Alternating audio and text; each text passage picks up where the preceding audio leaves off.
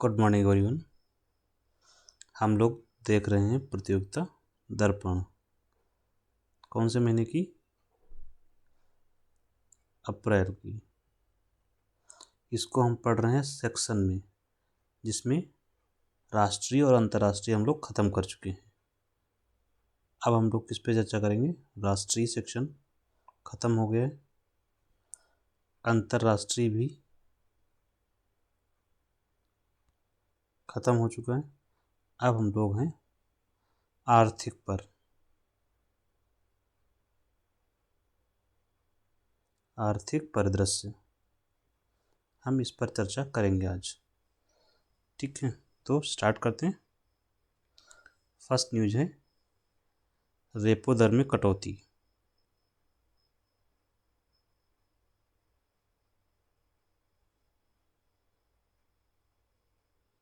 Repo दर क्या होती है हमें ये पता होना चाहिए। ये कटौती कौन करता है ये पता होना चाहिए। पहले तो हम ये देख लेते हैं कि रेपो दर की जो फिक्स हुई है वो कितनी हुई है, फिर हम समझते हैं रेपो दर है क्या। रेपो दर हो गई है 6.25%। ठीक है, ये फरवरी का आंकड़ा है, हम लोग चर्चा कर रहे हैं 7 फरवरी को, जब MPC की रिपोर्ट आई है 7 फरवरी 2025 को। तो रेपो दर 0.25% की कटौती के बाद 6.25 हो गई। रिवर्स रेपो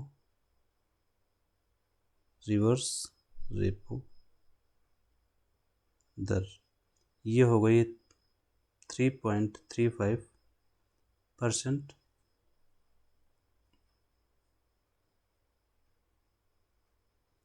बैंक दर 6.5%।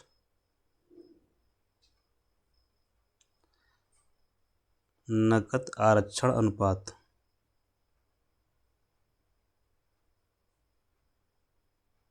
एक एक टर्म की चर्चा अभी हम लोग करेंगे, पहले लिख लेते हैं कि हुआ कितना है। इसको बोलते हैं CRR, कैश रिजर्व रेशियो। ये हो गया 4%। और एक और जो इम्पोर्टेंट है स्टैट्यूटरी लिक्विडिटी रेशियो, सांविधिक तरलता अनुपात, ये है 18%। इसको बोलते हैं SLR, स्टैट्यूटरी लिक्विडिटी रेशियो। घबराना नहीं है, एक एक टर्म हम लोग जो एग्जाम के दृष्टिकोण से इम्पोर्टेंट है चर्चा करेंगे। ये हो गई जो दरें फिक्स की गई हैं RBI के द्वारा। अब हम एक एक करके इसको चर्चा करते हैं। पहले तो हमें ये पता होना चाहिए कि दरें फिक्स कौन करता है और ये किससे जुड़ी हुई हैं। तो एक अर्थव्यवस्था होती है, जैसे हमारी अर्थव्यवस्था है भारत की इकोनॉमी, उसमें दो चीज़ें काम करती हैं, दो पॉलिसी होती हैं। एक होती है राजकोषीय नीति,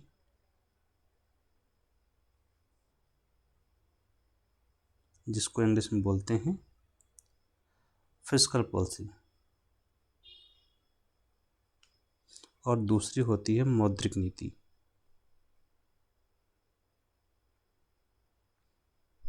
इंग्लिश में बोलते हैं मॉनेटरी पॉलिसी। यहाँ से भी क्वेश्चन पूछ लिए जाते हैं, दोनों में पॉलिसी में अंतर क्या है। ठीक है, तो मैं आपको ये जो तय करता है, कौन तय करता है, या राजकोषीय नीति कौन बनाता है, तो ये सरकार बनाती है। ठीक, वित्त मंत्रालय सरकार का जो आपका बजट आता है वो राजकोषीय नीति का हिस्सा है। ठीक है, तो ये सरकार या वित्त मंत्रालय का इसका निर्माण करता है, फिस्कल पॉलिसी का। मौद्रिक नीति कौन बनाता है? ये बनाता है RBI। RBI आप लोग जान रहे होंगे, reserve bank of India, Hindi में भारतीय रिजर्व बैंक। किसी भी देश का जो केंद्रीय बैंक होता है वही मौद्रिक नीति का निर्माण करता है।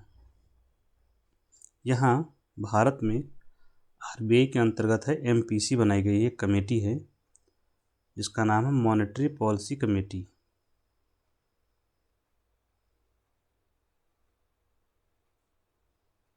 मॉनेटरी पॉलिसी कमेटी ये काम करती है मौद्रिक नीति के निर्माण का, जिसमें आरबीआई हो शामिल। आरबीआई का जो गवर्नर होता है वो होता है, प्लस सरकार के मेंबर्स होते हैं। इसकी अध्यक्षता आरबीआई गवर्नर करता है और निर्णय मेजॉरिटी से लिए जाते हैं कि मॉनेटरी पॉलिसी कैसी होगी। यहाँ पर जो क्वेश्चंस पूछे जाते हैं, कभी कभी पूछा जाता है राजकोषीय नीति का निर्माण कौन करता है, तो आप बताएंगे भारत सरकार, केंद्र सरकार या वित्त मंत्रालय, एक ही बात है। ठीक है, सरकार के अंतर्गत वित्त मंत्रालय। मौद्रिक नीति का निर्माण कौन करता है, तो आप बताएंगे आरबीआई करता है। आरबीआई में भी स्पेसिफिक आता है तो मॉनेटरी पॉलिसी कमेटी करती है, आरबीआई के अंतर्गत है। और इसकी अध्यक्षता कौन करता है, आरबीआई का गवर्नर करता है। और ये अभी आरबीआई गवर्नर कौन नियुक्त हुए संजय मल्होत्रा जी।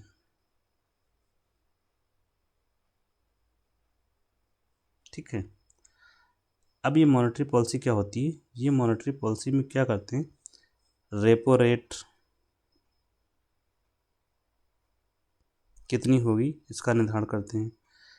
सीआर जो ऊपर हमने लिखा, repo rate, SLR, reverse repo, CRR, ये सब निर्धारण करता है मॉनेटरी पॉलिसी कमेटी और ये सब मॉनेटरी पॉलिसी का भाग हैं। ठीक है, तब हम एक एक समझते हैं रेपो रेट क्या होता है। देखिए, जब हम बैंकों के बारे में बात करते हैं तो सबसे ऊपर एक बैंक है जो सबसे बड़ा बैंक है, बैंकों का बैंक, कौन, रिजर्व बैंक ऑफ इंडिया। इसके नीचे आते हैं आप लोगों के बैंक। नीचे का मतलब इसका सुपरविजन होता है, आरबीआई कंट्रोल करता है इनको, सुपरवाइज करता है, कंट्रोल सुपरवाइज करता है। जैसे सुपरवाइजर नहीं होते वैसा काम करता है। कुछ गलत करते हैं तो पनिशमेंट भी देता है। और ये वो बैंक हैं, जैसे अब यहाँ पर कौन से बैंक है, आपका एसबीआई जैसे बैंक है, तो सरकारी हो चाहे प्राइवेट। पीएनबी है, प्राइवेट में आपका एक्सिस बैंक। ठीक है, प्राइवेट में आपका एचडीएफसी है या आईसीआईसीआई है, ये सारे बैंक हैं। ठीक, अब यहाँ पर आपको समझना है रिलेशन। हम लोग यहाँ बैंक से उधार लेते हैं, इन बैंकों से हम लोग उधार लेते हैं, क्या लेते हैं, लोन, जिसको बोलते हैं ऋण या क्रेडिट बोला जाता है कभी कभी। तो यहाँ पर आम लोग उधार लेते हैं, ये हैं मिस्टर एक्स, ये यहाँ से उधार लेते हैं। अभी सपोज करिए कि बैंक के पास अगर पैसे कम हो गए तो ये किससे उधार लेगा, तो ये उधार लेंगे आरबीआई से, तो आरबीआई इनको क्या देगा, लोन। और जब कोई लोन लेता है तो उसके बदले क्या चुकाता है, ब्याज। तो बैंक क्या चुकाएगा, ब्याज, आरबीआई को। उस ब्याज की दर क्या होगी, उस दर को ही बोलते हैं रेपो रेट या रेपो दर। जब कोई बैंक आरबीआई से उधार लेता है तो उस पर जो ब्याज की दर देनी पड़ती है वही दर होती है रेपो दर। ठीक, इसी को रिवर्स कर दीजिए तो रिवर्स रेपो दर, रिवर्स रेपो दर। अभी हमने ऊपर पढ़ा रिवर्स रेपो दर भी थी ना, ये क्या होता है, रेपो दर का उल्टा। मतलब जब आरबीआई को पैसों की आवश्यकता है तो आरबीआई बैंकों से लेता है पैसा और आरबीआई ऋण देता है, ब्याज। तो आरबीआई इसको थोड़ा सा, आरबीआई लोन लेता नहीं है, मैं थोड़ा सा स्पष्ट कर देता हूँ यहाँ पे। रिवर्स रेपो दर होता क्या है और एकदम स्पष्टता के साथ, ये बैंक जो होते हैं, बैंक के पास मान लीजिए एक दिन में 1000 करोड़ रुपए जमा हो गया। ठीक, अब इसके पास जमा है, अब इसको किसी को लोन नहीं देगा तो इसके पास रखा रहेगा, नुकसान है, क्योंकि लोगों ने जमा किया है पैसा, उस पर ब्याज तो इसको देना पड़ेगा। लेकिन ये किसी को लोन नहीं देगा तो पैसा अगर आइडल रखा रहेगा, तो ऐसे में क्या करेगा कि 1,000 करोड़ कोई लोन लेने को तैयार नहीं है, तो ये उठाया 1,000 करोड़ रुपये पूरा आरबीआई के पास जमा कर दिया। क्या कर दिया? आरबीआई के पास जमा।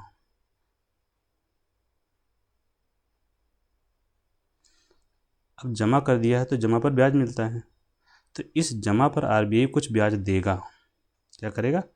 आरबीआई कुछ ब्याज देगा बैंक को। ये ब्याज की जो दर होगी, ये ब्याज की दर क्या होगी? यही है रिवर्स रेपो दर। इसकी दर क्या होती है? रेपो दर से कम होगी, क्योंकि आरबीआई को ब्याज देना पड़ रहा है। रेपो दर में क्या है? आरबीआई को ब्याज मिलता है, मतलब रेपो दर में आरबीआई को ब्याज पैसे मिलते हैं और आरबीआई रिवर्स रेपो में देता है। ये डिफरेंस है दोनों के बीच का। इसके बाद बचा सीआरआर जो मुख्य और एसएलआर। इन दोनों के अंतर क्या है कि बैंकों के पास जो पैसा जमा होता है, मान लीजिए 1,000 रुपये जमा हुए, तो इसका एक हिस्सा जो भी सरकार आरबीआई तय करती है, जो कि इसमें कितना कर रखा है? 4%। कितना तय है? 4%। तो 4% आरबीआई के पास जमा करना होता है। ये आवश्यक मैंडेटरी है, जमा करना होता है। तो 1,000 रुपये जमा हुए तो 4% मतलब 40 रुपये आरबीआई के पास जमा हो जाएंगे। इस पर ये ब्याज नहीं देगा, इस पर ब्याज नहीं देता है आरबीआई, ताकि लोगों की सुरक्षा के दृष्टिकोण से ऐसा किया जाता है। तो सीआरआर हो गया कैश रिजर्व रेशियो, वह कैश जो आरबीआई के पास रिजर्व रहे, that is cash reserve ratio. इसका फुल फॉर्म में लिख दे रहा हूँ, कैश रिजर्व रेशियो, हिंदी में नकद आरक्षण अनुपात। क्या मैं आप लोगों को समझा पा रहा हूँ? होप सो आप लोग समझ रहे होंगे। अब ये है statutory liquidity ratio. Statutory liquidity ratio, Hindi में सांविधिक तरलता अनुपात। ये क्या होता है?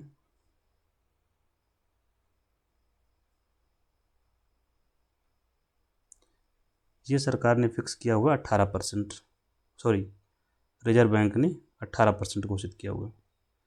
तो अब बैंकों को क्या करना पड़ेगा? अब मान लीजिए 1,000 रुपये जमा हुए बैंक के पास, 1,000 का 4% तो इधर चला गया, 40 रुपये जमा हो गए कहाँ? सीआरआर में। 18% 1,000 का, ये एसएलआर जमा होगा, एसएलआर के रूप में बैंक को रखना पड़ेगा, के रूप में बैंक के पास रहेगा। ये तो सीआरआर आरबीआई के पास जमा हुआ 40 रुपये, ये आपने मान लीजिए एक्सिस बैंक में 1,000 रुपये जमा किए, तो एक्सिस बैंक अपने पास रखेगा इसका 18%। कितना होगा? 180 रुपये। तो 180 रुपये एक्सिस बैंक के पास ये रहेगा ही, मतलब ये लोन नहीं देगा इसका, इतना पैसा हमेशा उसको रखना पड़ेगा आपके 1,000 रुपये के बदले में। इसका इस्तेमाल कहीं नहीं किया जाएगा, न लोन में न कहीं यूज नहीं होगा। अब 40 रुपये आरबीआई के पास रहेगा सीआरआर के रूप में। अब 180 + 40 कितना हो गया? 220 रुपये। मतलब ये 220 रुपये यूज इसमें नहीं हो सकता, ये तो यूज नहीं होगा लोन देने के लिए। बचा कितना? 780 रुपये। इस 780 रुपये का वो अब लोन दे सकता है, इसको लोन में यूज नहीं कर सकता, ये हमेशा फ्रीज हो गया अमाउंट। ठीक है। अब यहीं से इसका प्रभाव क्या होता है वो मैं आपको बता देता हूँ, फिर आगे बढ़ता हूँ। प्रभाव क्या होगा जब भी आरबीआई क्या करती है, ये रेपो रेट की बात मैं कर रहा हूँ क्योंकि पॉलिसी रेट वही है repo rate. RBI repo rate, मैं रेपो रेट ही लिखता हूँ। इसका जो प्रभाव है वो आपको जानना आवश्यक है, क्या होता है। यहाँ से क्वेश्चन जो पूछे जाते हैं, आरबीआई दो तरीके काम करता है। रेपो रेट या तो बढ़ाएगा या घटाएगा। मान लीजिए कुछ भी रेट रही हो, जैसे अभी घटाया गया है यहाँ पे सरकार के द्वारा और आरबीआई ने कटौती की है। कटौती मतलब पहले जो रही हुई उसमें कमी हुई है। मान लीजिए 10 थी तो बढ़ा के 12 कर दिया गया, या 10 थी तो 8 कर दिया गया, सपोज कर लीजिए। अब ये जब रेपो रेट घटाता और बढ़ाता है तो दोनों का प्रभाव अलग अलग होगा। जैसे अभी यहाँ पर रेपो रेट हमने लिखा 4% सरकार की थी, इसी को लेकर चलते हैं, सॉरी 4 कर रहे हैं, 6.25% था, हमने 4 माना था, आप लोग मान लीजिए 4% ही है, ठीक है, डाउट में मत रहिए। तो अब यहाँ पर हम मान लेते हैं कि यह रेपो रेट यहाँ घटकर 8 हो गई, यहाँ बढ़कर 10 से 12 हो गई। तो प्रभाव क्या होगा कि अभी 1000 रुपये पर जब 4% था तो 40 रुपये इसके फ्रीज करना पड़ता था। अब जब 4% से 12% हो जाएगा तो 120 रुपये फ्रीज हो जाएंगे, इसकी फ्रीज हो जाएंगे मतलब आरबीआई के पास जमा रहेंगे। और ये एसएलआर मान लिया 18% ही है तो 180 और तो 100, 200, 300 रुपये इसके फ्रीज हो गए। तो लोन देने के लिए कितने रुपये बचे? 700 रुपये। अब यहाँ कितना था? 780 रुपये। तो अब ये पैसा क्या हुआ? कॉन्ट्रैक्ट हो गया, कम हो गया। तो ये जो पॉलिसी होती है, जब रेपो रेट बढ़ाया जाता है तो इसको बोलते हैं कॉन्ट्रैक्शनरी पॉलिसी। कॉन्ट्रैक्शनरी मतलब होता है जिसमें पैसा की जो मात्रा होती है बाजार में वो कम हो जाती है, उसको बोलते हैं कॉन्ट्रैक्शनरी मॉनेटरी पॉलिसी। मैं इंग्लिश में लिख दे रहा हूँ आप लोग, कॉन्ट्रैक्शनरी मॉनेटरी पॉलिसी। और जब ये रेपो रेट घटाता है तो इसका प्रभाव उल्टा हो जाएगा, मार्केट में क्या होगा? पैसा बढ़ेगा, क्योंकि 10 से 8 हो गया तो 2% पैसा मार्केट में बढ़ जाएगा पहले की तुलना में। तो ये हो जाती expansionary market policy, monetary policy, expansionary monetary policy. स्फीतिकारी, एक्सपेंशन होता है, इस एक्सपेंशन मतलब विस्तार हो रहा है, यहाँ पर सिकुड़ रहा है, कंट्रैक्शन सिकुड़ रहा है, मतलब मार्केट में पैसा कम हो जाएगा। कैसे? क्योंकि एसबीआई जो बैंक है आपके, उसके पास पैसा कम रहेगा लोन देने के लिए। तो ये इसका पॉलिसी रेट से जुड़े हुए कुछ कॉन्सेप्ट थे जो हमने डिस्कस किए। अब मैं उम्मीद कर रहा हूँ कि आप लोग समझ गए होंगे। नेक्स्ट है इनकम टैक्स एक्ट से जुड़ा हुआ, इनकम टैक्स एक्ट 1961। इस समय जो लागू है इनकम टैक्स एक्ट वो 1961 का है। हिंदी में आयकर अधिनियम, आयकर अधिनियम इस समय ये लागू है, लेकिन ये बहुत ही विस्तृत डिटेल्ड है। बहुत सी धाराएं हैं जो यूजफुल नहीं रही, अब यूजलेस हो गई। तो इसको अब बदलने की बात हो रही है कि अब नया बिल लाया गया है इसके लिए, इनकम टैक्स बिल, नया बिल लाया गया है इनकम टैक्स बिल, इसको रिप्लेस करने के लिए, बदलने के लिए। इनकम टैक्स बिल जो 2025 में आया तो इसका नाम 2025 हो गया, ठीक है। सदन में पेश किया गया और इसको सेलेक्ट कमेटी को रेफर कर दिया गया है, इसको सेलेक्ट कमेटी को रेफर किया गया है। हिंदी में बोलते हैं प्रवर समिति। सदन में पेश किया गया और फिर इसे प्रवर समिति को रेफर कर दिया गया, इसकी समीक्षा करने के लिए। गठन किसने किया? सिलेक्ट कमेटी गठन कौन करेगा? हमेशा जो अध्यक्ष होता है वही करेगा, स्पीकर करता है। ठीक है, तो स्पीकर महोदय ने, लोकसभा अध्यक्ष ने इसका गठन किया और इसमें जो सदस्य हैं, कितने सदस्य रखे गए हैं? प्रवर समिति में जो सदस्य रखे गए हैं उनकी संख्या है 31। स्पीकर ने बनाई है कमेटी जिसमें 31 सदस्य हैं, क्योंकि कमेटी का गठन प्रिसाइडिंग ऑफिसर या जो अध्यक्षता कर रहा होता है सदस्य वही करता है। इसका अध्यक्ष किसे बनाया गया है? प्रवर समिति का अध्यक्ष बनाया गया है बैजयंत जय पांडा को। बैजयंत जय पांडा को इसका अध्यक्ष बनाया गया है, ये आप याद रखेंगे। तो जैसे जब ये बिल पास होगा, अभी मानसून सेशन में इसकी रिपोर्ट आ जाएगी, तब इनकम टैक्स एक्ट 1961 ख़त्म हो जाएगा और नया एक्ट लागू हो जाएगा। ठीक है,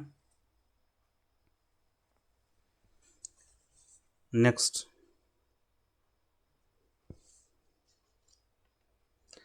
है सरकार के द्वारा बागवानी के जो अनुमान पेश किए गए हैं, बागवानी फसलों के एडवांस एस्टिमेट्स आए हैं, उनका उत्पादन कितना है। हमें उत्पादन से कोई ख़ास मतलब नहीं है क्योंकि यहाँ से क्वेश्चंस एग्जैक्टली टू पूछे नहीं जाते हैं, फिर भी मैं लिख दे रहा हूँ बागवानी फसलों का जो उत्पादन के अग्रिम अनुमान आए हैं। किसके? कौन से अग्रिम अनुमान है? ये अनुमान है, अग्रिम अनुमान मतलब एडवांस एस्टिमेट। किस वर्ष के? 24-25 के। तो इसमें बताया गया है कि उत्पादन कितना होगा 24-25 में और कितनी ज़मीन इसके अंतर्गत है। तो इसके अंतर्गत जो क्षेत्र है 28.84 मिलियन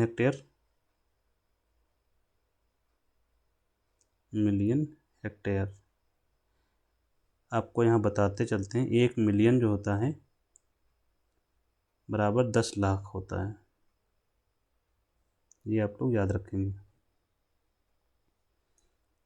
तो इतना क्षेत्रफल है, ये क्षेत्रफल हो गया। और उत्पादन कितना होगा? उत्पादन का जो अनुमान है 362 मिलियन टन का अनुमान है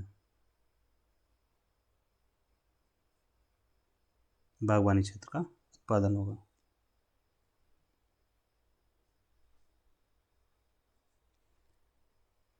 नेक्स्ट है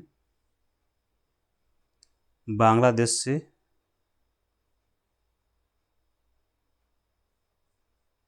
जुड़ी हुई खबर।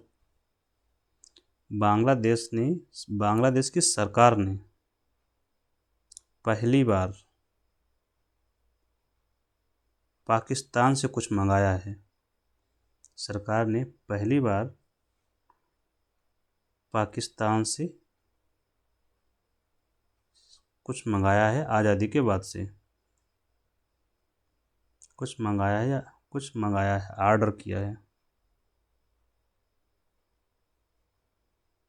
आज़ादी के बाद। कब आज़ाद हुआ था बांग्लादेश? 1971 में, जिसमें हमारी भूमिका, भारत की भूमिका बहुत ही महत्वपूर्ण रही। तो क्या मंगाया है? तो पहला व्यापारिक लेन देन हुआ है, कुल मिला के बात ये है।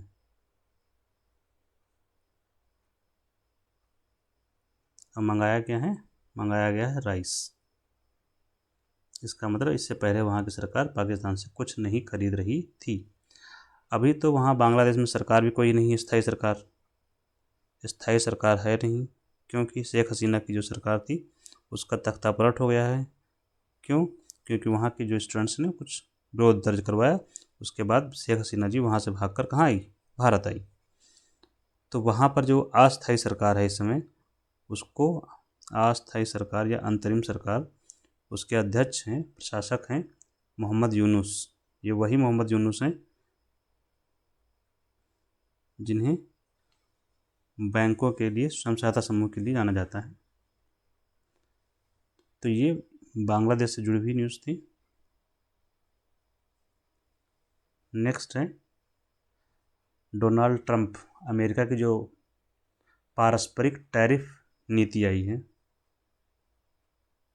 पारस्परिक टैरिफ नीति, ये है क्या? जी हमें जानना है बस। म्यूचुअल टैरिफ पॉलिसी, म्यूचुअल नहीं, reciprocal tariff policy, reciprocal tariff किसकी है ये? अमेरिका की।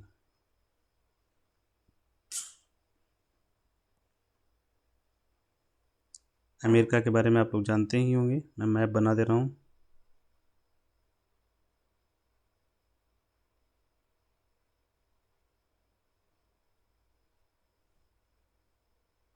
ये आपका अफ्रीका हो गया, ये हमारा भारत, ये आपका अमेरिका है यहाँ पे। अब यहाँ पर क्या है, यहाँ पे नए प्रेसिडेंट चुने गए हैं, क्या नाम है उनका? Donald Trump. दोबारा चुने गए हैं, ये आप लोग जानते होंगे। इनके अगेंस्ट में कमला हैरिस थी जो हार गई चुनाव। इनके सहयोगियों में जो वाइस प्रेसिडेंट है वांस जी, एलन मस्क को आप लोग जानते होंगे, स्पेस एक्स के फाउंडर, वो भी इनके साथ में हैं। तो डोनाल्ड ट्रंप महोदय ने घोषणा की है रेसिप्रोकल टैरिफ पॉलिसी की। अब ये है क्या, वो हम समझते हैं। टैरिफ का मतलब जब कोई देश अपने यहाँ वस्तुओं का आयात करता है, जैसे भारत में वस्तुएं आएंगी तो इस बॉर्डर पर एक टैक्स देना पड़ता है, उसको हम लोग टैरिफ बोलते हैं। तो टैक्स के लिए यूज किया गया शब्द टैरिफ, ठीक है। जो जैसे मान लीजिए कि कोई मोबाइल आया तो यहाँ टैक्स लगा है 10%। ये 1000 रुपये का मोबाइल था, 10% निकालेंगे तो कितना हो जाएगा? 100 रुपये। तो यहाँ हो गए 1100 रुपये, भारत में बिकेगा। मान लीजिए कोई वस्तु भारत में बनी और अमेरिका गई, मान लीजिए मोबाइल ही भारत में बनाया एक कंपनी ने, अब अमेरिका गई, अमेरिका इस पर लगा रहा था 2% टैरिफ। 1000 रुपये का मोबाइल था, 2% लगाया, 20 रुपये होगा तो 1020 रुपये का मोबाइल यहाँ बिकेगा। ये है चीज़ें। अब अमेरिका ने क्या कहा है? Reciprocal tariff policy. इसका मतलब सिर्फ ये है जैसे को तैसा, ये मैं नहीं बोल रहा हूँ, ये अमेरिका के प्रेसिडेंट का बयान है। जैसे को तैसा मतलब जो जितना टैरिफ लगाएगा, जो जितना टैक्स या टैरिफ अमेरिकी वस्तुओं पर लगाएगा, अमेरिका से निर्यात होने वाली, यहाँ से वस्तुएं जा रही हैं भारत को, तो जितना टैरिफ यहाँ भारत लगाएगा उतना ही टैरिफ जब यहाँ से वस्तुएं यहाँ जाएंगी अमेरिका तो यहाँ लगेगा। तो जो जितना टैरिफ अमेरिकी वस्तुओं पर लगाएगा,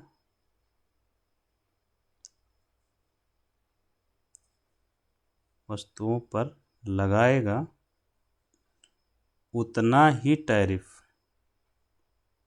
उसकी वस्तुओं पर लगाएंगे, उतना ही टैरिफ उसकी वस्तुओं पर अमेरिका लगाएगा, उसकी वस्तुओं पर यूएसए लगाएगा। ये बयान इतना ज़्यादा, ये पॉलिसी डेंजरस थी कि भारत में स्टॉक मार्केट एक ही दिन में 1008 पॉइंट गिर गया। ये बहुत बड़ी गिरावट मानी जाती है। अब इसमें ऐसा क्या खास बात है कि अब जैसे यहाँ 10% लगा रहे थे, ये कितना लगा रहे थे? 2%, तब ये भी 10% लगाएगा अमेरिका भी मोबाइल पर, भारत से अगर जाएंगे तो। दिक्कत इसलिए है कि अभी तक क्या था कि अमेरिका विश्व से जो वस्तुएं इसके पास आती थी तो उस पर टैरिफ कम लगाता था। मैं यहाँ बना देता हूँ अमेरिका को, यूएसए, ये लगाता था टैरिफ कम। ये मान लीजिए बाकी विश्व के देश हैं, तो यहाँ से वस्तु गई, टैरिफ कम था, मान लीजिए 2% था। लेकिन जब यहाँ से वस्तुएं यहाँ जाती थी तो ये 15% लगा रहे हैं। तो अमेरिका ने कहा है कि ऐसा है, हमारे वहाँ से वस्तुएं जब जा रही हैं, ए वस्तु, उस पर 15 लगा रहे हैं, आपके यहाँ से भी ए वस्तु जब आएगी ना तो हम 2% नहीं लगाएंगे, हम लगाएंगे 15%। अब प्रभाव क्या होगा, जब 15% लगाएंगे तब इसकी वस्तुएं, इस जो विश्व है इसमें भारत भी शामिल हो जाएगा, ये वस्तुएं यहाँ पर आएंगी। मान लीजिए 115 रुपये हो गए, 100 रुपये की कीमत थी, तब 115 हो गई। ये यहाँ बिकेगी ही नहीं क्योंकि महंगी हो गई। जब बिकेगी नहीं तो उत्पादन नहीं होगा, यहाँ पर उत्पादन क्या होगा, कम हो जाएगा। तो अर्थव्यवस्था क्या हो जाएगी, डाउन हो जाएगी। सबकी अर्थव्यवस्थाएं डाउन होंगी। अब अर्थव्यवस्था डाउन तो ये मंदी का संकेत हो जाएगा। इसी वजह से भारत में इसका प्रभाव दिखा, भारत में ही नहीं अन्य जगहों पर भी प्रभाव दिखा। तो म्यूचुअल ने रेसिप्रोकल टैरिफ पॉलिसी क्या है, जो जैसा लगाएगा टैक्स उस पर अमेरिका वैसा ही टैक्स लगाएगा। ठीक है, क्यों, अमेरिका भाई ने एक, जो ट्रम्प साहब ने एक नारा दिया है, मागा, मेक अमेरिका ग्रेट अगेन, उसी के रिस्पॉन्स में भारत का नारा है make India great again, MIGA, ये हमारे प्रधानमंत्री ने दिया है। ठीक है, तो ये आप लोग समझ गए टैरिफ पॉलिसी क्या है। जो जितना टैक्स लगाएगा अमेरिका भी उतना ही टैक्स लगाएगा। ये पॉलिसी जुड़ी हुई है अमेरिका से, जैसे को तैसा, जो कि डोनाल्ड ट्रंप ने लागू किया। अच्छा, डोनाल्ड ट्रंप ने कुछ और निर्णय भी लिए हैं, जैसे WHO से बाहर आ गए, WHO से सदस्यता उसने वापस ले ली। पेरिस क्लाइमेट से वापस आ गए, पेरिस समझौता, ये पूछ लिया जाता है इसलिए मैं बता दे रहा हूँ, पेरिस समझौता से भी विड्रॉ कर लिया अमेरिका ने। इसके अलावा मानवाधिकार परिषद है संयुक्त राष्ट्र की, यूएन ह्यूमन राइट काउंसिल,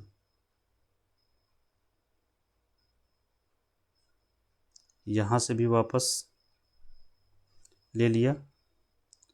और क्या बदलाव किया, अमेरिका की जो सिटीजनशिप थी, नागरिकता, उसमें जन्म से प्रावधान था, इसको भी विड्रॉ किया है, लेकिन हालांकि स्टे लग गया है। जन्म से मतलब अगर किसी व्यक्ति का जन्म अमेरिका में होता है तो अमेरिकी नागरिक हो जाएगा, भले ही वह अप्रवासी क्यों ना हो, अवैध रूप से क्यों ना जन्मा हो वहाँ पर, इवन अवैध रूप से जन्म, अवैध रूप से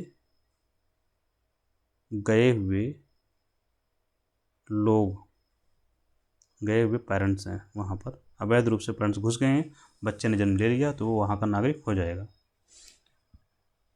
तो ये ट्रम्प जी की कुछ पॉलिसी है। नेक्स्ट न्यूज है,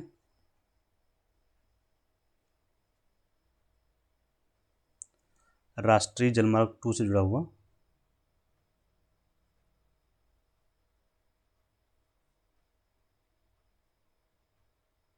राष्ट्रीय जलमार्ग 2,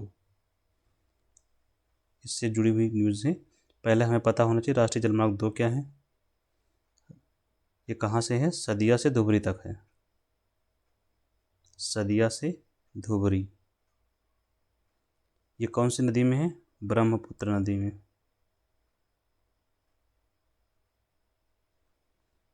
और नेशनल वाटरवे 1 अगर हमें पता होना चाहिए, NW01, नेशनल वाटरवे 1, ये कहाँ से कहाँ तक है, इलाहाबाद से हल्दिया तक। हल्दिया वेस्ट बंगाल में, इलाहाबाद यूपी में है। और नदी कौन सी है, हमारी गंगा नदी। ठीक, ये हमारी एक्स्ट्रा इन्फो हो गई। सदिया से धुबरी ब्रह्मपुत्र नदी, इसी में एक स्थान है जोगी घोपा, जोगी घोपा। यहीं पर जोगी घोपा में एक जल टर्मिनल का उद्घाटन किया गया है, अंतर्देशीय जल टर्मिनल बनाया गया है। अब इसका फ़ायदा क्या होगा,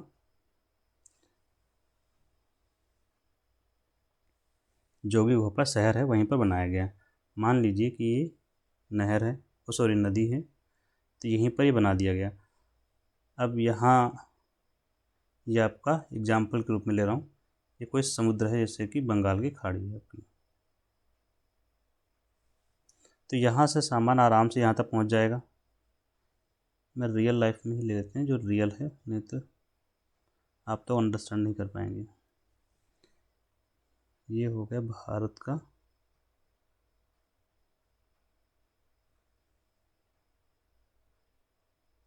नक्शा, ठीक है।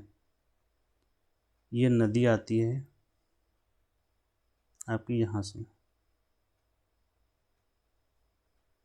ये आपकी ब्रह्मपुत्र नदी हो गई।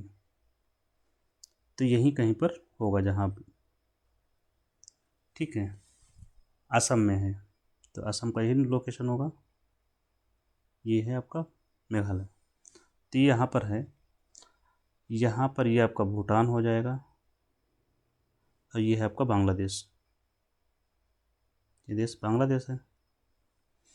तो अब इस नदी यहाँ पे ये है, तो यहाँ से सामान आराम से असम पहुँच सकता है। ये नदी यहाँ से आती, गंगा नदी आपकी इसी मिलती, तो आराम से यहाँ से कोई सामान यहाँ तक और यहाँ से यहाँ तक आ सकता है जल के माध्यम से। और यहाँ तक जब पहुँच गया तो हम भूटान भी जा सकते हैं और यहाँ बांग्लादेश भी जा सकते हैं। ऊपर से सामान यहाँ तक आ सकता है अरुणाचल प्रदेश से, आसपास के क्षेत्रों से। तो अब जल के माध्यम से एक परिवहन क्या हो जाएगा, आसान और सस्ता। तो जल परिवहन क्या होता है, फ़ायदा क्या है इसका, जल परिवहन सरल भी होता है और सस्ता भी होता है। एक और चीज़, पर्यावरण का नुकसान भी नहीं होता, तो पर्यावरण अनुकूल भी होता है, पर्यावरण हितैषी, ये फ़ायदे होते हैं। तो अब इन देशों से आराम से हम द्विपक्षीय व्यापार संबंध स्थापित कर पाएंगे इस टर्मिनल की वजह से। तो इसका फ़ायदा क्या होगा, द्विपक्षीय व्यापारिक संबंध, द्विपक्षीय मतलब दोनों देशों से द्विपक्षीय व्यापारिक संबंध स्थापित हो पाएंगे आराम से। हम अपनी वस्तुएं भूटान और बांग्लादेश भेज सकते हैं और बांग्लादेश और भूटान से वस्तुएं हमारे यहाँ आ सकती हैं। ये इसका फ़ायदा होगा। तो परिणाम क्या होगा, इन दोनों देशों के साथ भारत का व्यापार कैसा होगा, भारत का व्यापार बढ़ेगा। तो स्ट्रैटेजिकली भी इम्पोर्टेंट हो जाएगा। द्विपक्षीय संबंध जब बढ़ेंगे तो हमारे उनके संबंध भी अच्छे होंगे।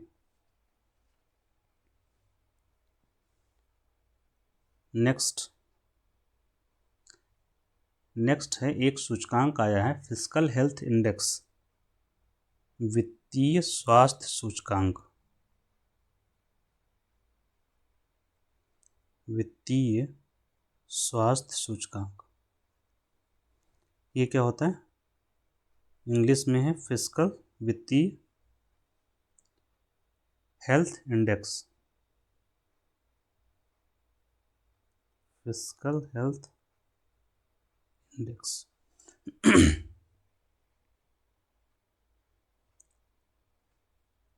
फिस्कल का राजकोषीय वित्तीय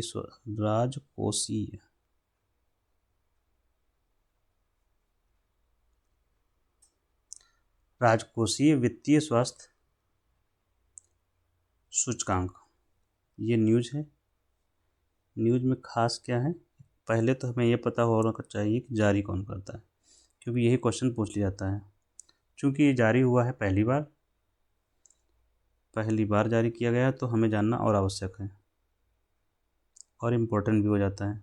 पहली बार जारी हुआ, कौन जारी करता है, कौन जारी कर रहा है, तो नीति आयोग।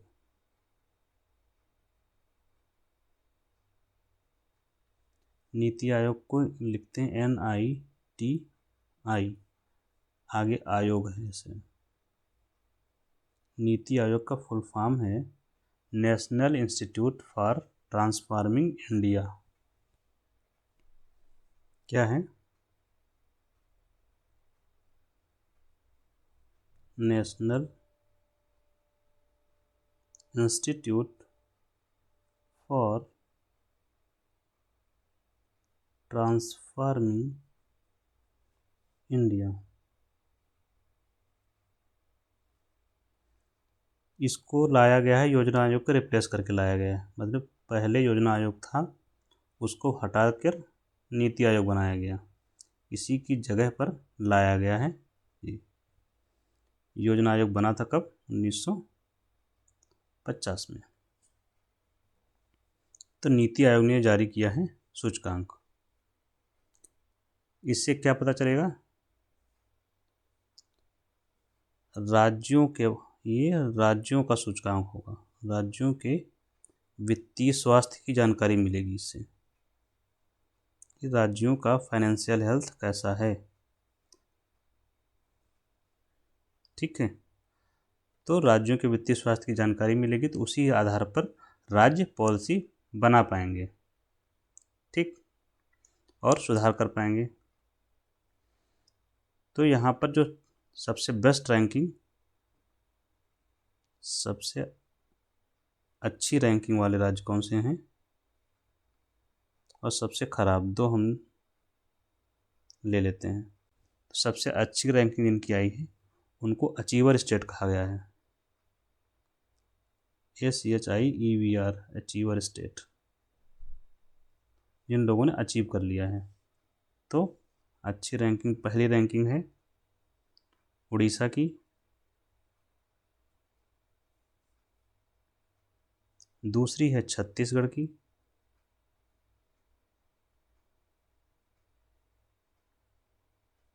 तीसरी है गोवा की, और सबसे खराब रैंकिंग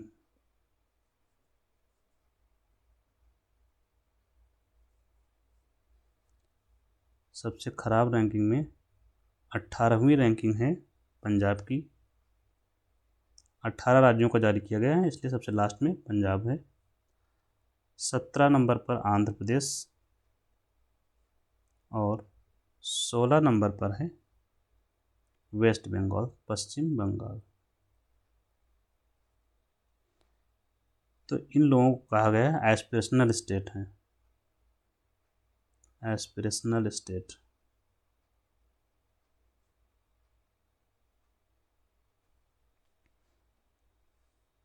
अब यहाँ पर एक बात और जाननी आवश्यक है कि सूचकांक जो बनाया गया है, सरकार नीति आयोग ने बनाया है सूचकांक, उसमें बेसिस क्या है, सूचकांक का आधार या पैरामीटर क्या है, मानक क्या है? पैरामीटर, METER, पैरामीटर क्या है, मानक क्या है? मानक है इसके 5 पैरामीटर के आधार पर ये बनाया गया है। तो इनके नाम हम लोग लिख लेते हैं, कौन कौन से हैं? वे की गुणवत्ता कैसी है, वे की गुणवत्ता, क्वालिटी ऑफ एक्सपेंडिचर, दूसरा है राजस्व जुटाना, राजस्व जुटाना, रेवेन्यू मोबिलाइजेशन, थर्ड है रेवेन्यू ऑफ मोबिलाइजेशन, थर्ड है वित्तीय विवेक, फिस्कल प्रूडेंस, फिस्कल प्रूडेंस, चौथा है ऋण सूचकांक, डेप्ट इंडेक्स, और पांचवा है डेप्ट स्टेबिलिटी, ऋण स्थिरता, ऋण स्थिरता। शब्द स्थिरता थोड़ा सा कम सही है, इंग्लिश में लिख लीजिए डेप्ट सस्टेनेबिलिटी, डेप्ट सस्टेनेबिलिटी। सस्टेनेबिलिटी क्या है? इन 5 बेसिस पर यह सूचकांक जारी किया गया है, जिसे जारी कौन किया? नीति आयोग के उपाध्यक्ष डॉक्टर सुमन बेरी ने। खैर किसी ने भी जारी किया हो, नीति आयोग जब पढ़ ही रहे थे तो नीति आयोग का अध्यक्ष कौन होता है ये आपको पता होना चाहिए था। नीति आयोग का अध्यक्ष कौन होता है? अध्यक्ष होते हैं प्रधानमंत्री जी, जो आपको पता होना चाहिए। तो सबसे निचला स्थान पंजाब का, 18वीं रैंकिंग रही। अब हम आगे चलते हैं। जीडीपी के कुछ अनुमान आए हैं 2024 और 25 की।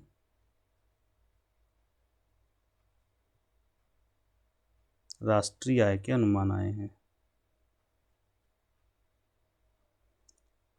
अभी हमने अनुमान पढ़ा किसका, बागवानी में प्रोडक्शन का।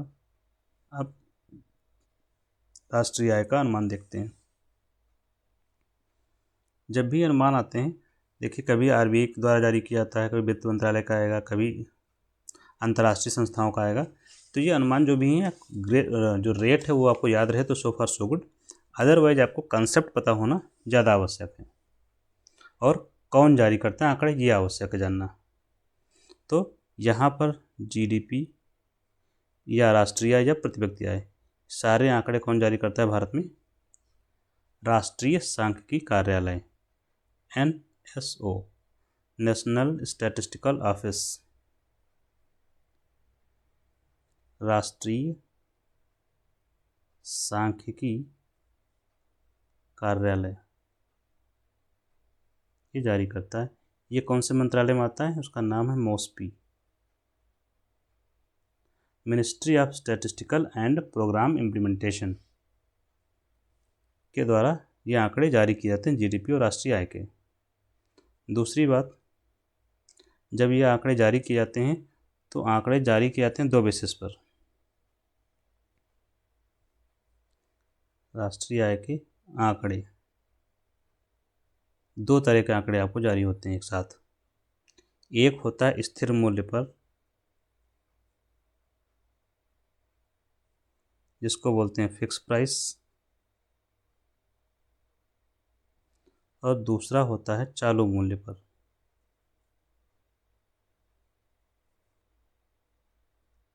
Current price. ठीक, या प्रचलित मूल्य पर।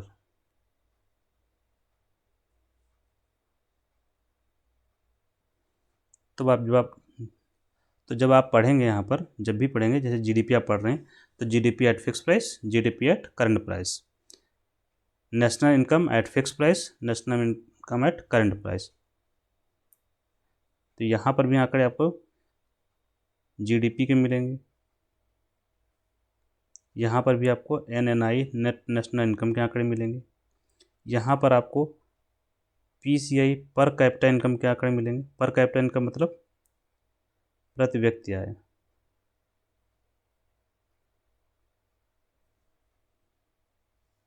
और उसी तरह से यहाँ पर भी आपको जीडीपी के आंकड़े, GNP जो भी हैं, राष्ट्रीय आय, NNI, नेट नेशनल इनकम, मैं राष्ट्रीय आय लिख दिया हूँ, NNI, इसी को बोलते हैं राष्ट्रीय आय। प्रति व्यक्ति आय, ये भी आंकड़े यहाँ भी मिलेंगे। तो दो तरह के आंकड़े एक साथ आते हैं, तो कन्फ्यूज़ नहीं होना कि ऐसा क्यों है। जब फिक्स प्राइस के आंकड़े आते हैं इसमें, तो एक चीज़ कॉमन होती है कि इनका आधार वर्ष क्या है। ये आधार वर्ष सरकार फिक्स करती है और समय समय पर बदलता रहता है। इस समय आधार वर्ष क्या है इसका, एग्जाम में पूछा जाता है, तो 2011 और 12। ठीक, अब इन दोनों में कौन ज़्यादा होगा कौन कम होगा, करंट प्राइस का ज़्यादा होगा या फिक्स प्राइस वाला ज़्यादा होगा? तो हमेशा करंट प्राइस का जो भी आंकड़े होंगे, GDP at fix price, GDP at current price, तो चालू मूल्य वाला जो आंकड़ा होगा, जीडीपी एट करंट प्राइस, जो हमेशा ज़्यादा होगा, और जो फिक्स प्राइस का आंकड़ा होगा वो हमेशा कम होगा। आप लोग समझ गए मैं क्या समझा रहा हूँ? GDP at fix price, GDP at current price. समझा देता हूँ एग्जाम्पल में फिर से। GDP at fix price will always be less than GDP at current price।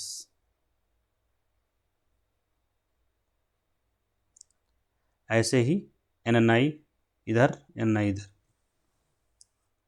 तो ये ऐसे ही होगा, NNI एट करंट प्राइस हमेशा ज़्यादा होगा। कारण क्या है,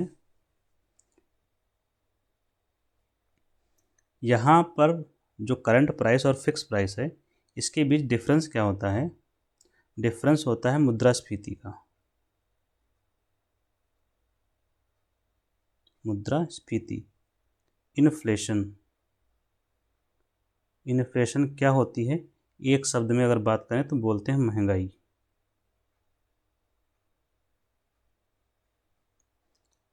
अब जैसे जैसे मान लीजिए 2005 में पेट्रोल था 5 रुपये लीटर और 25 में हो गया 100 रुपये लीटर, तो ये क्या होगा? महंगाई हो गई। तो 1 लीटर हमने ख़रीदा वहाँ दोनों ही जगहों पर, लेकिन ये महंगा हो गया यहाँ पे आते, तो ये ज़्यादा होगा। तो वही जो करंट प्राइस में क्या होता है, महंगाई की वजह से वो वस्तुएं क्या होती हैं, महंगी हो जाती हैं। और फिक्स प्राइस पर वस्तुएं, क्योंकि पुराने आधार वर्ष के आधार पर कैलकुलेट की जाती हैं, तो वो सस्ती होंगी। सस्ती का मतलब मूल्य कम होगा, सस्ती नहीं होगी, मूल्य कम होगा। तो करंट प्राइस में जो होता है, इसमें क्या होता है? इन्फ्लेशन शामिल होती है। क्या होता है यहाँ पर? मुद्रास्फीति शामिल होती है इसमें।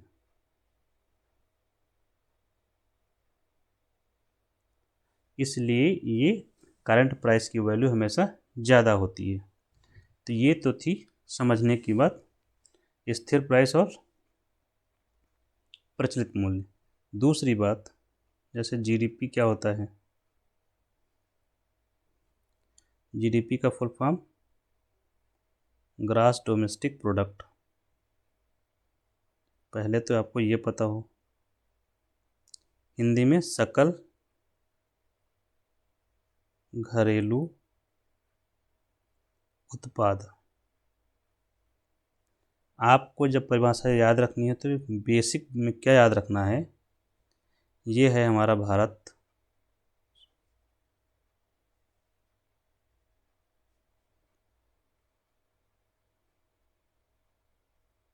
ठीक है।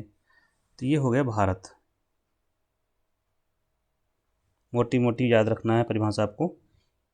इस देश में जितना भी उत्पादन होता है, जैसे ट्रक बन रहा है, मोबाइल बन रहे हैं, मशीन बन रही है, जो कुछ भी बन रहा है, जितना कुछ बना एक साल में, एक पीरियड बताना पड़ेगा ना, एक साल में, एक साल में जितना कुछ बना इस देश में, उसकी जो कीमत होती है एक साल में, कीमत किसकी? वस्तुएं जो बनी उनकी कीमत क्या है?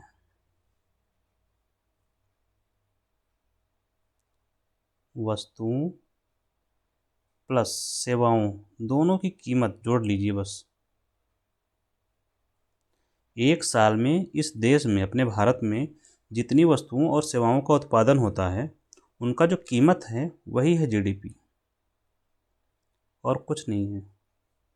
मतलब ये फाइनेंशियल ईयर हम लोग देखते हैं यहाँ पर, जैसे 2025-26,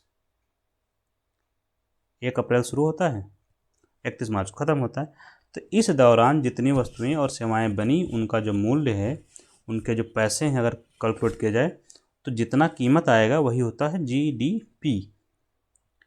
इसी में कितनी वृद्धि हुई, कितनी कमी हुई, हम ये मेजर करते हैं। यही है विकास या ग्रोथ रेट बोलते हैं, ठीक है। यहाँ जब वस्तुओं की बात कर रहे हैं तो एक चीज़ यहाँ याद रखेंगे, वस्तुएं हमेशा कई प्रकार की होती है, तो अंतिम वस्तुओं की बात की जा रही है। अब आप लोग सोच रहे होंगे अंतिम वस्तुएं क्या होती हैं? अंतिम वस्तु वो होती है जो उपभोग की जाए, मतलब जिसका इस्तेमाल किया जाए। जैसे अभी कोई मेटल है, मेटल जैसे कि एल्युमिनियम शीट, तो एल्युमिनियम शीट तो इस्तेमाल नहीं होती सीधे सीधे हर जगह। इससे हो सकता है कोई उत्पाद बनाया जाएगा, कोई मशीन बनाएगी जो उपभोग कर ली गई। उपभोग मतलब यूज़ की जा रही है। जैसे कि स्टील है, स्टील से गाड़ी बनाई गई, तो गाड़ी उपभोग की गई। स्टील से आपकी रोड बनाई गई, स्टील से आपका इक्विपमेंट बनाए गए, तो ये सब उपभोग किए जा रहे हैं। रोड है, तो स्टील का जब इसमें कोई मशीन बनाई गई तो स्टील का मूल्य तो मशीन में शामिल हो जाएगा ना, क्योंकि जब मशीन जिसने बनाई है वो बेचेगा तो ये स्टील तो खरीदा था इसने, तो खरीदा है तो इसका मूल्य मशीन में शामिल हो जाएगा। इसीलिए इस स्टील का मूल्य शामिल नहीं किया जाएगा जीडीपी में, केवल मशीन का मूल्य शामिल किया जाएगा। ठीक, तो जो अंतिम रूप से उपभोग की जाए,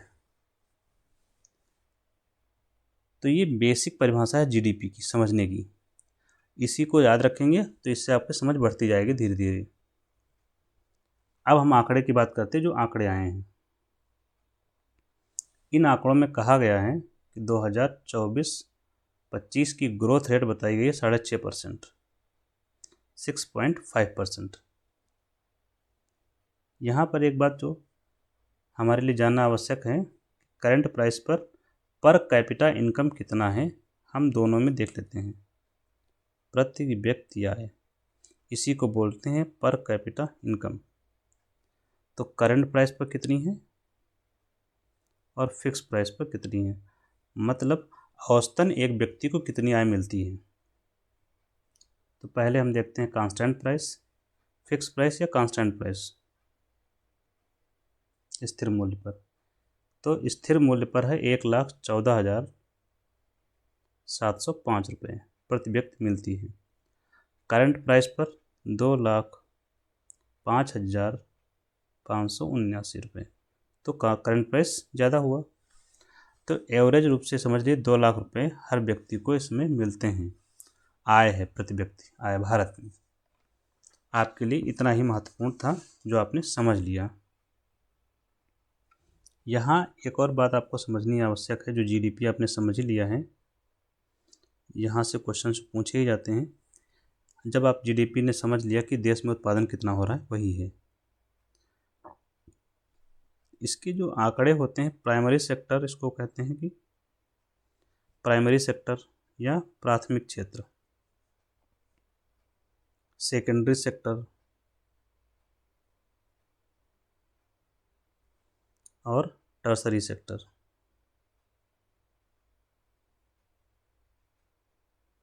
प्राथमिक क्षेत्र, द्वितीयक क्षेत्र और तृतीयक क्षेत्र। द्वितीयक क्षेत्र ये हो जाएगा तृतीयक क्षेत्र,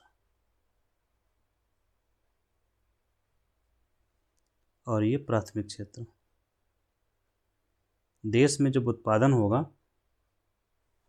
तो उनको कैटेगराइज किया गया है, प्राथमिक क्षेत्र में कितना हुआ, द्वितीयक में कितना हुआ, तृतीयक में कितना हुआ।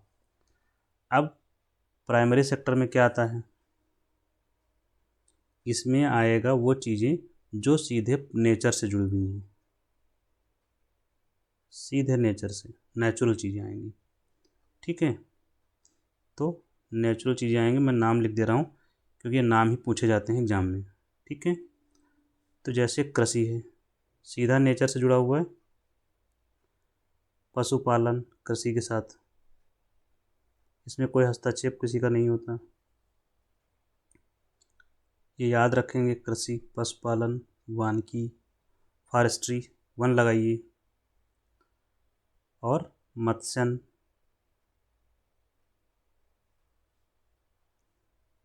और दो और बचे, खनन और उत्खनन। तो ये प्राथमिक क्षेत्र की गतिविधियां हैं 5, याद रखेंगे, यहाँ से पूछा जाता है एग्जाम में। द्वितीयक क्षेत्र की गतिविधि कौन सी है, यहाँ पर क्या किया जाता है कि यहाँ से जो वस्तुएं मिलती हैं प्राइमरी सेक्टर से, उनका रूप बदला जाता है। जैसे कृषि से अनाज मिल गया, अनाज से ब्रेड बना लिया गया। कृषि से आपको चावल मिल गया, चावल से कुछ और उत्पाद बना लिए गए। ठीक है, जैसे दूध मिल गया पशुपालन से, तो दूध से आपको पनीर बना लिया गया, तो ये सेकेंडरी सेक्टर में आ जाएगा। दूध का घी बेचा जा रहा है, ये सब सेकेंडरी सेक्टर में मशीन के द्वारा उत्पादन करके बेचा जाता है। तो यहाँ विनिर्माण आता है, मैन्युफैक्चरिंग यहाँ आएगी। कंस्ट्रक्शन यहाँ पर आता है, और तृतीयक क्षेत्र में को बोलते हैं सेवा क्षेत्र भी बोलते हैं इसे। तो इसमें क्या क्या शामिल है, इसे सेवा क्षेत्र भी कहा जाता है। यहाँ शामिल है तो सेवाओं के रूप में, जैसे कि आपकी शिक्षा सेवा है, हेल्थ नहीं, एजुकेशन हो गई, ये भी सेवा है। स्वास्थ्य, जब आप डॉक्टर के यहाँ जाते हैं। इसके अलावा व्यापार है आपका, व्यापार, पर्यटन है, रियल इस्टेट की वित्तीय सेवाएं अगर लिख लें, वित्तीय सेवा में आपकी जो बैंकिंग सेवाएं सारी शामिल हो जाएंगी। तो ये सब चीज़ें इसमें आती हैं। परिवहन इसमें आता है, परिवहन और संचार। आप लोग कंफ्यूज मत हुए, जो पूछा जाता है मैं वो बता दे रहा हूँ। यहाँ शिक्षा याद रखिए, स्वास्थ्य याद रखिए, व्यापार, पर्यटन, और सबसे ज़्यादा इम्पोर्टेंट ये है संचार और परिवहन। तो सेवा क्षेत्र में ये शामिल है, आपको पता हो जाएगा। कभी कभी डाउट होता है तो सेवा क्षेत्र नहीं याद हो रहा है एग्जाम में, तो कर सकते हैं कि उस क्षेत्र को याद करिए जहाँ आप पैसा दे रहे हों। जैसे आपने पैसा दिया किसी को, ये मान लीजिए एक्स है,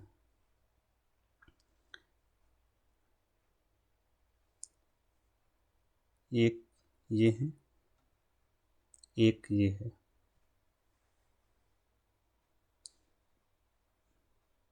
ये भाई साहब हैं, ये एक भाई साहब दूसरे हैं, ठीक। अब इसको समझना है आपको, कौन सेकेंडरी सेक्टर में है, कौन टर्शरी सेक्टर में है। मान लीजिए इनके पास 100 रुपये हैं, इन्होंने इनको दिया, इसके बदले में इनको कुछ मिलेगा फिर, तो इन्होंने मान लीजिए चावल दे दिया, कितना भी दिया हो लेकिन दिया उसके बदले चावल, भले 1 किलो दिया, 100 रुपये किलो बेचा। तो ये तो हो गया, साफ साफ दिख रहा है कि व्यापार है, 100 दिए चावल मिल गया। अब एक दूसरा केस लीजिए, तो आपने देखा पैसा उन्होंने दिया और उनको बदले में कुछ मिला। अब यहाँ पर मान लीजिए इनके पास 100 रुपये हैं, ये गए इनकी दुकान पर, ये है नाई, और बाल बनवा लिया इन्होंने।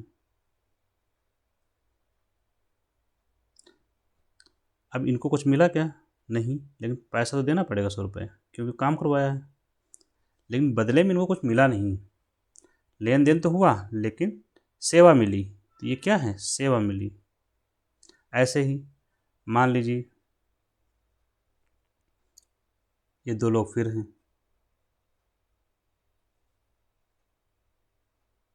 ये भाई साहब हैं मरीज, ये भाई साहब हैं डॉक्टर।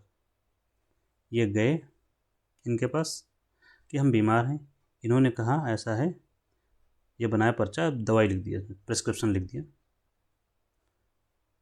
इनको दिया। अब बोल रहे हैं 1000 रुपये दे दो हमको। अब ये कहेगा हमको तो कुछ मिला ही नहीं है। क्यों? क्योंकि हमको कुछ मिला होता, आलू चावल दाल, तब ना पैसा देता। लेकिन इन्होंने जो लिख के दिया है वो सेवा है, वही है। अब ये जाके आप दवाई खरीद लीजिए मेडिकल स्टोर से, आप ठीक हो जाएंगे। अब मेडिकल स्टोर में जाएंगे तब आप पैसा देंगे तो आपको दवाई मिलेगी बदले, यहाँ पर आपको कुछ मिला नहीं मिला। तो ऐसे ही एजुकेशन को देख सकते हैं, शिक्षा देख सकते हैं, सब जगह आपको साफ साफ दिखेगा। तो कभी डिफरेंस करना मुश्किल हो रहा है तो आप ऐसे डिफरेंस कर सकते हैं, ठीक है।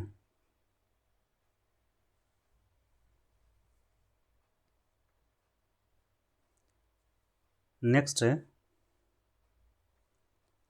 कि जो सेक्टर की भागीदारी होती है राष्ट्रीय आय में, अभी हम लोगों ने पढ़ा जीडीपी, तो राष्ट्रीय आय जब पढ़ेंगे या जीडीपी, तो इसके आंकड़े आए हैं 23-24 के दूसरे आंकड़े हैं कि सेक्टर वाइज भागीदारी किसकी कितनी है। तो सेक्टर वाइज में जीडीपी में हमने बताया था 3 सेक्टर होते हैं ना, प्राथमिक क्षेत्र, द्वितीयक क्षेत्र या सेकेंडरी सेक्टर, और ये तृतीयक क्षेत्र। तो ये जीडीपी के 3 अंग हैं, 3 भाग हैं। इसमें अगर मान लीजिए देश में मान लीजिए कि 100 रुपये का उत्पादन हुआ, तो 100 रुपये के उत्पादन में कितना परसेंटेज किस किस क्षेत्र से आया ये हमें पता होना चाहिए। तो यही आंकड़ा आया है 2023 और 24 का, जिसमें बताया गया कि 19.7% का हिस्सेदारी प्राथमिक क्षेत्र की है, 25.9% की हिस्सेदारी द्वितीयक क्षेत्र की है और 54% की हिस्सेदारी तृतीयक क्षेत्र की है। मतलब ये 100 रुपये का जब उत्पादन किया गया वस्तुओं और सेवाओं का, उसमें से मोटा मोटा 19 यहाँ से, 25 यहाँ से और 54 रुपये की वस्तुएं सेवाएं तृतीयक क्षेत्र में उत्पन्न हुई। मोटा मोटा आप लोग याद रखेंगे 20%, 25% और 45%। ये मोटा मोटा आप लोग याद रखेंगे, यही आपके काम में आएगा, क्योंकि आंकड़े हमेशा बदलते रहते हैं। यहाँ पर आपको याद क्या रखना है, सब हमारी अर्थव्यवस्था में जीडीपी में सबसे बड़ा हिस्सा किसका है? तृतीयक क्षेत्र का। सबसे बड़ा हिस्सा जीडीपी में किसका है बताएंगे? तृतीयक क्षेत्र का सबसे बड़ा हिस्सा है कितना? 45%, सॉरी 55%, 45 नहीं 55%। और ये हमेशा 50% से ऊपर ही रहा है, ठीक है, 90s के बाद में कम से कम। सबसे बड़ा हिस्सा किसका है? टर्सरी सेक्टर का, तृतीयक क्षेत्र का। और सबसे कम हिस्सा किसका है? प्राथमिक क्षेत्र का, जो कि 20% है, जिसमें एग्रीकल्चर आता है, मत्स्य आता है, वानिकी है, खनन है, उत्खनन है। तो ये आपका मतलब का है, ये याद रखेंगे, एग्जाम में पूछा जाता है, तो आप आराम से लगा सकते हैं।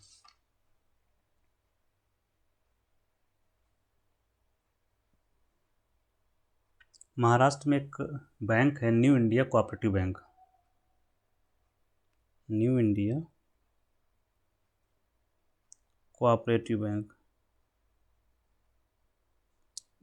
इसके व्यापार पर प्रतिबंध लगा दिया आरबीआई ने। बैंकों को रेगुलेट कौन करता है? आरबीआई। तो आरबीआई ने क्या कर दिया? बैन लगा दिया है, प्रतिबंध कर दिया है। अब आप कोई व्यापार नहीं करेंगे, कारोबार पर रोक लगा दी है। क्यों? क्योंकि यहाँ पर कुछ घोटाला सामने आया है, और जहाँ फर्जी का पैसों का लेन देन हो रहा था, तो इसके लिए एक प्रशासक नियुक्त कर दिया है आरबीआई ने, जो इसके प्रशासन को देखेगा। तो दिक्कत क्या होती है जब प्रतिबंध पर रोक लग जाती है? तो ये मान लीजिए ये बैंक था और ये हज़ारों लोग हो गए, इनका पैसा इसमें जमा होता है,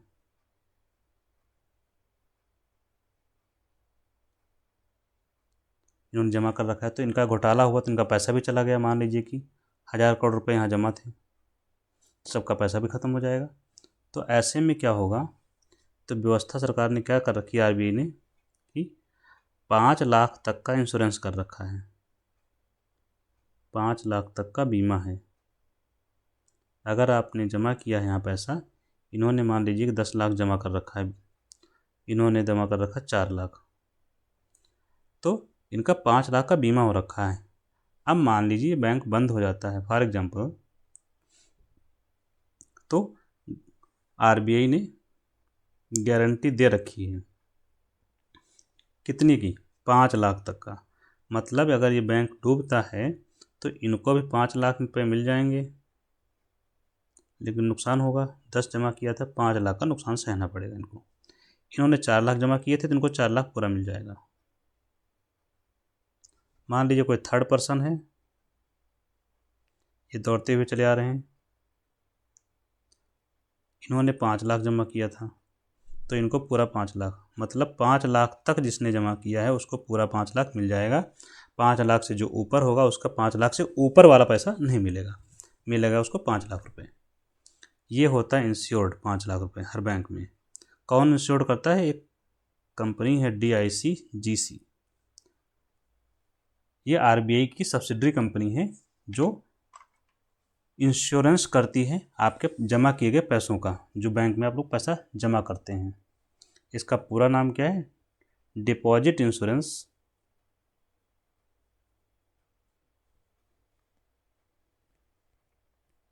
पूरा नाम है deposit insurance and credit guarantee corporation. And credit guarantee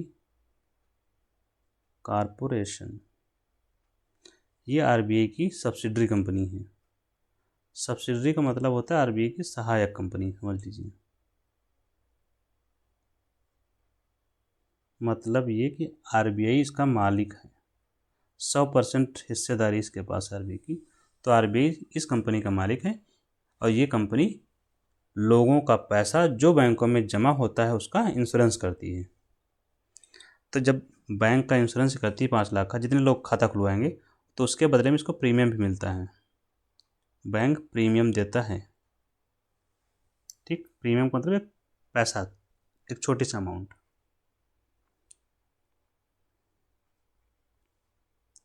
next क्या है? नेक्स्ट आप लोग बहुत अच्छे से जानते होंगे, प्रधानमंत्री किसान सम्मान निधि।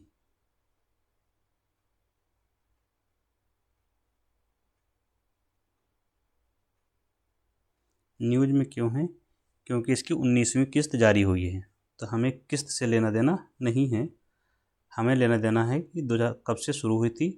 तो घोषणा हुई थी 2018 में, 2018 में घोषणा, और लागू हुई है फरवरी 2019 से। 2019 के चुनाव से जस्ट पहले लागू हुई और पहली किस्त लोगों के खातों में पहुंची।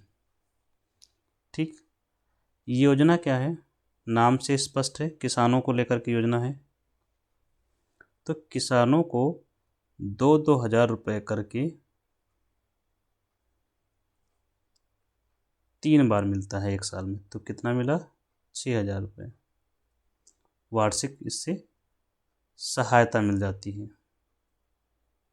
किसानों को आर्थिक सहायता 6,000 रुपये वार्षिक सरकार देती है, केंद्र सरकार, जो 2,000 की 3 किस्तों में होता है। 3 किस्त में सरकार देती है। तो सरकार एक साल में 3 किस्तें जारी करती हैं 2,000 रुपये की किसानों को। तो इससे किसानों के ऊपर जो दबाव रहता है वो थोड़ा राहत मिल जाती है। यहाँ एक बात हमें जो जनरली पता होना चाहिए, कितने लोगों को लाभ मिल रहा है?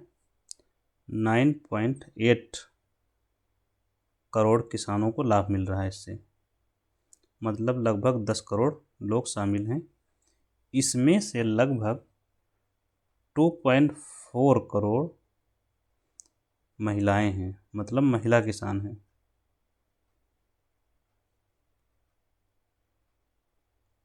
को लाभ मिल रहा है। ठीक है, तो एक वर्ष में 3 किस्तों के माध्यम से मिल रहा है। यहाँ कौन योग्य नहीं है, किसको लाभ नहीं मिलेगा? किसान सम्मान निधि का लाभ किसको किसको नहीं मिलेगा? जिनके पास कृषि भूमि नहीं है उनको लाभ नहीं मिलेगा। किसान हैं, कृषि भूमि नहीं है, तो उनको लाभ नहीं मिलेगा। मतलब गांव में रहने वाले वो लोग जो दूसरे को खेत पे काम कर रहे हैं, जैसे दूसरों के खेतों में, एक किसी का खेत ए का है और ये बी महोदय यहाँ जाकर रेंट पर ले रखे हैं, जिसको गलई बोलते हैं। तो ये गलाई पर काम कर रहे हैं, आधा पैसा, आधा जो है उत्पादन इनको मिलता है, आधा इनको मिल जाता है बाद में। तो इनको लाभ नहीं मिलेगा, ये लाभ ए को मिलेगा। तो जिसके पास कृषि भूमि नहीं है उसको इसका लाभ नहीं मिलेगा। दूसरा, इस योजना का लाभ जो सरकारी कर्मचारी हैं उनको भी नहीं मिलेगा। सरकारी कर्मचारी या जो पेंशन पा रहे हैं उनको भी नहीं मिलेगा, सरकारी पेंशन वाले। ठीक, इसके अलावा जो डॉक्टर इंजीनियर, वकील हैं, उनको भी इसका लाभ नहीं मिलेगा। या ऐसे लोग जो कृषि का भूमि जो है उनके पास है तो, लेकिन किसी और यूज में ले रहे हैं, उनको भी इसका लाभ नहीं मिलेगा। तो ये कुछ हैं जिनके लाभ जिनको नहीं मिलेगा, उसकी बात हो गई। कभी कभी एग्जाम में पूछ लिया जाता है। तो जिनके पास कृषि भूमि नहीं है उनको नहीं मिलेगा। सरकारी कर्मचारी बाहर, डॉक्टर वगैरह बाहर, प्रोफेशनल जो हैं। इसके अलावा जो MP MLA वगैरह हैं, ये सब बाहर हैं। ठीक है। जो यहाँ पर ज़्यादा ध्यान देने योग्य बात है वो ये है कि जो लोग कृषि भूमि का उपयोग अन्य यूज में कर रहे हैं, कृषि भूमि का उपयोग अन्य कार्य हेतु कर रहे हैं, उनको भी इसका लाभ नहीं मिलेगा। मतलब कृषि लैंड तो है, वहाँ पर पता लगता है कोई और यूज हो रहा है। अन्य यूज मतलब वहाँ पर प्लॉट काट दिए, बेच रहे हैं, या घर बनवा लिया, ऐसा कुछ है तो उसका लाभ नहीं मिलेगा। तो इसी के साथ हम लोग, ये हमारा अर्थव्यवस्था भी ख़त्म होता है, इकोनॉमिक्स भी ख़त्म होता है।